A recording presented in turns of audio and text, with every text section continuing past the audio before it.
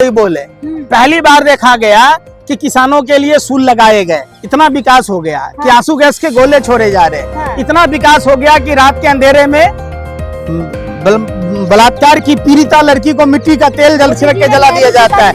इतना रिकॉर्ड तो थोड़ी दिया ना कि बीएचयू के गैंगरेपी आरोपी को सम्मान करते नजर आ रहे। थोड़ी छिल दे हम माँ की पता नहीं क्या क्या आप शब्द गाले गाने, तो इस तरीके के गानों का कोई वेद पुराण में नहीं है, वो स्तुति नहीं है, वो कोई मंत्र नहीं है। बिल्कुल कौन लोग हैं जो सत्य सनातन हिंदू धर्म 84 लाख योनियों के भरण पोषण की बात कहता है, जो चींटियों को खाना खिलाता है, जो पक्षियों को खिलाता है, जो मछलियों को खिलाता है, जो पेड़ को पूछता है, जो सांप को पूछता है, जो चूहों को पूछता है, जो कुत्तों को पूछता है, इंसान से नफरत की बात सिखा रहा है। नहीं रहे ना, खेत में पराली जलता है सैटेलाइट बता देता है, परमाणु परीक्षण के समय में मिनट का सुई और सेकंड का सुई बता देता है, तो क्या वो सैटेलाइट नहीं बताता है कि वहाँ क्या हो रहा है, वहाँ किस किस के फोन एक्टिव थे। उस फोन के सीडीआर रिपोर्ट के आधार पर जब आप देखेंगे तो बलवाई कोई और नहीं, सत्ता प्रायोजित लोग हैं। मोहन भागवत क्या बोलेंगे? मोहन भागवत अगर बोलते, प्रदीप गरुड़कर को आपने देखा होगा, ध्रुव सक्सेना को देखा होगा, जिनके 4-4 पीढ़ियां पाकिस्तान की खुफिया जानकारी दे रहा था, भारत की खुफिया जानकारी पाकिस्तान को दे रहा था। प्रदीप गरुड़कर कौन था?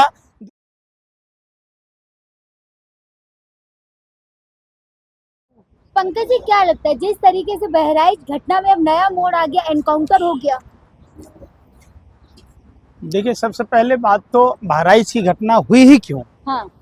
आपने देखा होगा उसी उत्तर प्रदेश में जहां भगवा वस्त्र पहने एक अपराधी जो उत्तर प्रदेश का मुख्यमंत्री है, जिस पर 70 से अधिक धाराओं में मामले दर्ज थे, ढोंगी अपराधनाथ ने किस तरीके से मेरठ के लाल कुर्ती में आपने देखा होगा कि उत्तर प्रदेश की पुलिस ने जो कंचक अपने पैसे जमा करके रावण का पुतला बनाया था, वहां रावण के पुतले पर लाठियां भाजी गई।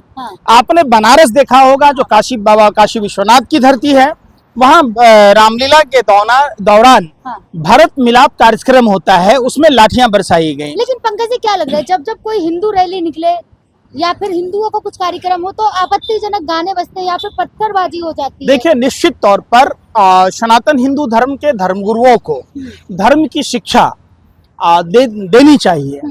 मुझे लगता है कि हमारा जो सनातन हिंदू धर्म की जो प्रणाली है, वो प्रणाली जो हमारे वेद पुराणों में जो बताया गया है, पाप और पुण्य, अधिकार और कर्तव्य, क्या हमें करना चाहिए, क्या हमें नहीं करना चाहिए। निश्चित तौर पर 1925 के बाद लाउड स्पीकर का आविष्कार हुआ, और जिस तरीके से आज हिंदू और मुसलमान कोई भी धार्मिक आयोजन जब करता है तो डीजे जरूर बजाता है और वो फुल साउंड में बजाता है। असली विवाद का जड़ वही है। तो शासन प्रशासन से बिल्कुल डोरी छिल दे हम माँ की पता नहीं क्या क्या आप शब्द गाले गाने, तो इस तरीके के गानों का कोई वेद पुराण में नहीं है, वो स्तुति नहीं है, वो कोई मंत्र नहीं है जो इस तरीके की बजाए जाते हैं। निश्चित तौर पर धार्मिक जुलूसों का, धार्मिक आयोजनों का राजनीतिक रंग देना और उसमें कुछ शरारती तत्व, शराबी, गुंडे मवाली एलिमेंट्स जो हिंदू धर्म के विपरीत काम करते हैं, जहां बहराइच और बाराबंकी की बात होती है तो निश्चित तौर पर बहराइच की घटना बेहद शर्मनाक है।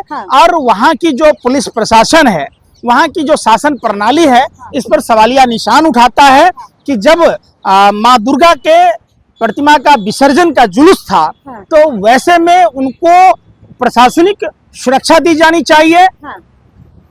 सुरक्षा नहीं दिए जाना, किसी धार्मिक सुरक्षा तो दी थी, आपने देखा नहीं? नहीं, सुन नहीं रहे ना आप, पुलिसकर्मी थे वहाँ पे? कोई पुलिसकर्मी नहीं था। समझिए, इसकी सीबीआई जांच होनी चाहिए।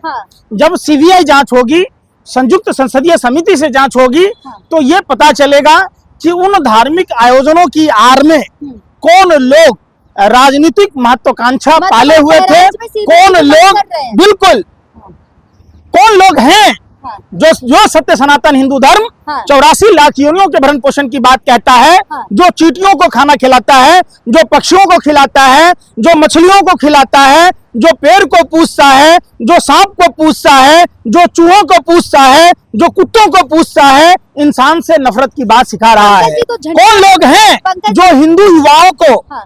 हाथों में हथियार दे रहे हैं? पंकज- जहां हिंदू परिवार के युवाओं को हाथों में रोजगार चाहिए, हाँ। कॉपी कलम किताब चाहिए, हाँ। वहां इस तरीके के हथियार बांटे जाते हैं, लेकिन नफरती पंकज जी, बयान सवाल तो दिलवाए ये भी जाते है- हैं। सवाल तो ये भी है, अगर कोई हरा झंडा आपके घर में चढ़ के उतार देगा तो क्या मार देंगे उसे? देखिए, सरासर गलत है। मैंने पहले भी कहा, हाँ। ये देश सभी धर्मों का है। सभी धर्म के लोगों के पुरखों ने देश की आजादी में कुर्बानी दी है। जब गोरे अंग्रेजों ने डिवाइड एंड रूल की पॉलिसी लाई थी, इसी भाजपा आरएसएस से जुड़े हुए लोग हाँ। उस समय उनकी गुलामी करा करते थे, इनके पूर्वज। उनका मुखौटा बदल गया है। जब देश आजाद हुआ, वो फिर आज देश में नफरत की भाषा बोलते हैं। जिस तरीके से उसके रेलिंग तोड़े गए, लेकिन उसके घर एनकाउंटर से, हुआ, आप मानेंगे ना कि यूपी में लॉ एंड ऑर्डर है? अगर लॉ एंड ऑर्डर होता तो इनकाउंटर हुआ है। अरे भाई, इनकाउंटर तो क्या, आप घर से उठा कर ले गए हाँ। और उसे पैरों में गोली मार दी। तो भाग गए थे। अरे भाई, एक पक्षीय बात, वही बात है। फोन का सीडीआर अगर देखोगे, टेस्ट करोगे, तो उससे फोन, कौन सा फोन किसके उस लोकेशन में था, हाँ। उससे साफ पता चल जाएगा। मैं इसलिए कह रहा हूँ बार बार, भागने की प्लानिंग अरे थी। भाई, कोई प्लानिंग वाला बात, वो सब मनगढ़ंत बातें हैं। हाँ। मैं क्या कह रहा हूँ, ये जांच सीबीआई के निगरानी में हो हाँ। और सभी पार्टी के नेताओं का हाँ। एक संयुक्त संसदीय दल वहां जाए हाँ। और वहां जांच योगी करे। जी मिल लिए, योगी जी मिल अरे लिए भाई, हैं। किसको योगी कह रहे हैं आप? हाँ। वो ढोंगी है, यूपी के वो मुख्यमंत्री ढोंगी हैं। है भाई। वो हो जाने से क्या होगा? हाँ। एक अपराधी जब अपने आप को मुख्यमंत्री बनता है, तो सारे अपने मुकदमे हटा लेता है। हाँ। आप समझिए, हाँ। सबसे बड़ा सवाल क्या है हाँ। कि धार्मिक आयोजनों में, हाँ। धार्मिक पूजा पाठ की पद्धतियों में हाँ। खलल डालने वाले लोग कौन हैं? हाँ। कौन लोग भीड़ को उकसाते हैं? कौन लोग दूसरे धर्म के लोगों के मंदिरों पर, मस्जिदों पर, मजारों पर, कई अलग अलग जगहों पर जाके बलबा काटते हैं? ये लेकिन उत्तर प्रदेश, सरकार का एनकाउंटर तो हुआ ना, ये तो सुनिए मानिए ना, ना। कुछ भी नहीं हुआ। ये उत्तर प्रदेश में उपचुनाव है हाँ। और इसी का नतीजा है। देखिए, आप, सीधा सा बात है, चले ना आवे तो आंगन टेढ़ा। हाँ। देश का जो आबादी है, हाँ। वो नहीं चाहता आपस में जाति और धर्म के नाम पर लड़ना। हाँ। ये सियासी लोग हैं जो चुनावी फायदे के लिए इस तरीके के घटना को अंजाम देते हैं। इसके पीछे, इस पर्दे के पीछे कौन लोग? क्या?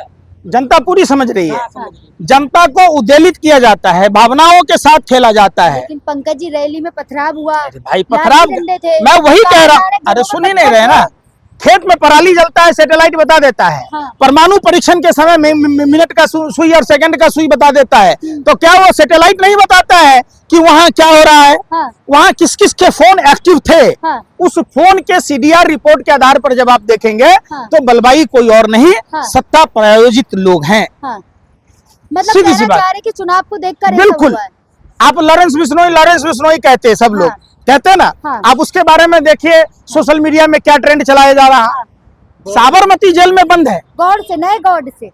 गॉड से नहीं, उसे हिंदुओं का मसीहा बताया जा रहा है। एक अपराधी को हिंदुओं का मसीहा बताया जा रहा है। हाँ। मतलब हिंदू धर्म अपराधियों का है। हाँ। अरे, हिंदू धर्म न्याय के लिए जाना जाता है, हिंदू कहा धर्म तो भी त्याग जा रहा के है, लिए जाना सरकार जाता है। ने- हिंदू धर्म वीडियो कॉलिंग कर रहे हैं गुजरात से। तो सरकार के संरक्षण में है। हाँ। सरकार के मंशा के हिसाब से काम करता है। हाँ। वरना लॉरेंस बिश्नोई तो कुछ है ही नहीं। तो सलमान खान माफी अरे मांग भाई, लेना, अरे कह तो भाई, रहे फिर वही हैं। बात, 24 घंटे में मसल के रख दिया जाएगा। हाँ।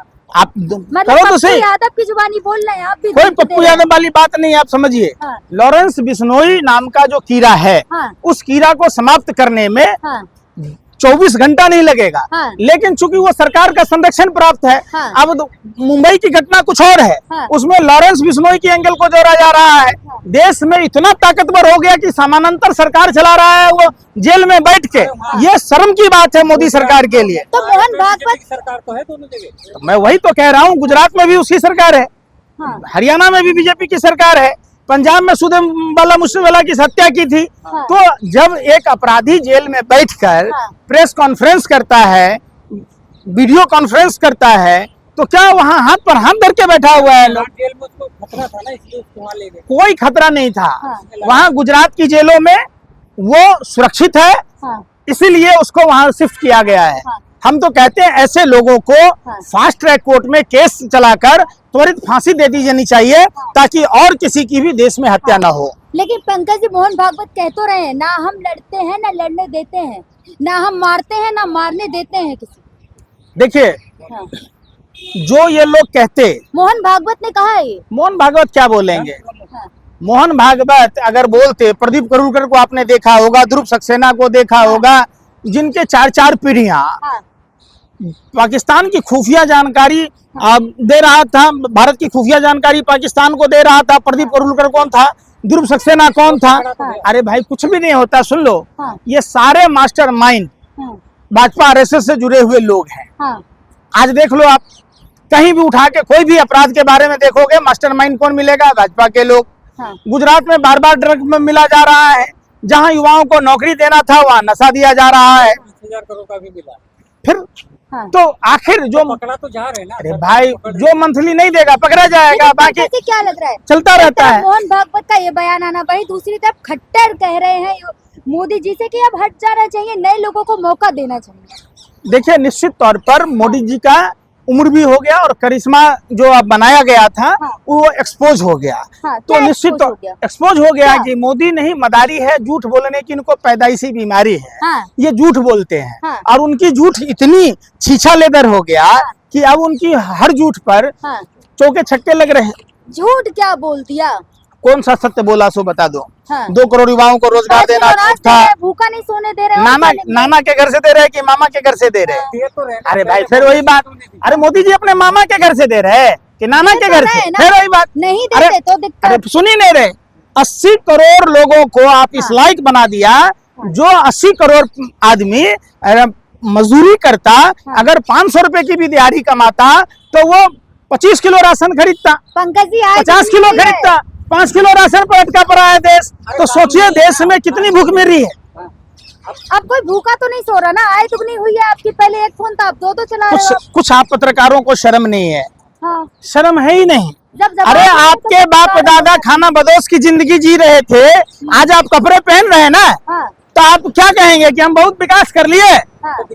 अरे भाई, डिजिटल इंडिया का विरोध किसने किया था? आपको पता हो हाँ। कि जब राजीव गांधी जी ने डिजिटल क्रांति की बात की थी, अटल बिहारी वाजपेयी संसद तक गए थे बैलगाड़ी लेके। मोदी जी का उस समय कुछ था भी नहीं। हाँ। समझे ना? ये एटीएम, कंप्यूटर, डिजिटल क्रांति जितने हुए राजीव गांधी जी ने किए थे। बात उसकी नहीं होती। हाँ। जो भी पद पर बैठेगा, हाँ। प्रधानमंत्री की कुर्सी है, मोदी जी उसके की समय सरकार काम में होगा। इतना विकास हुआ जितना 60 साल में नहीं हुआ। बिल्कुल सही बोले। पहली बार देखा गया कि किसानों के लिए सूल लगाए गए, इतना विकास हो गया कि आंसू गैस के गोले छोड़े जा रहे। हाँ। इतना विकास हो गया कि रात के अंधेरे में बलात्कार की पीड़िता लड़की को मिट्टी का तेल जल छिड़क के जला दिया जाता है। इतना रिकॉर्ड तो तोड़ ही दिया ना कि बीएचयू के गैंगरेपी आरोपी को सम्मान करते नजर आ रहे हैं ना, बिल्किस बानो के आरोपियों को सम्मान करते नजर आ रहे। अरे फिर वही बात, अब खाना शासन आप में- नहीं खाएंगे, कहेंगे मोदी जी नहीं खिला रहे हैं, हर चीज में मोदी जी जिम्मेदार थोड़ी ना है। वाह, हाँ। क्या कमाल की बातें करती हैं आप पक्का पापा दीपली कितनी अच्छी है। पली अच्छी बोल गई। 5 किलो अनाज का खाना बना के भी खिला के जाए मोदी जी। अब खाना शर्म कर लो यार, शर्म कर लो।